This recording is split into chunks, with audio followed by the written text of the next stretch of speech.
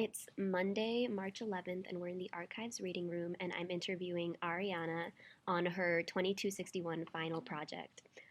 So what's your last name? What's your full name? Sorry. So sorry. It's okay. It's Might- fine. you We might can have to keep cut. going. Okay, let's go. Okay. Hello, I'm Ariana Patamavong. I'm a third year here at GeorgiaTech, and I'm a computational media major. Okay, and then what was the name of your game, and can you give us a brief description of it?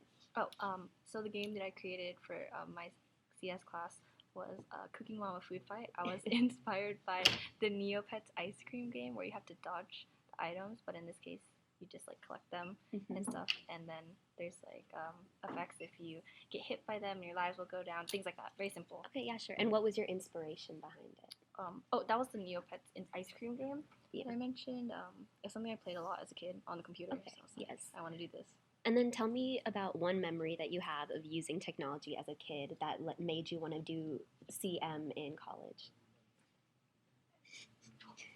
Oh dang, hold on. Let me think on this question.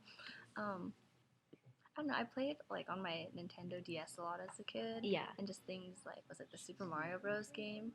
That was always really cool.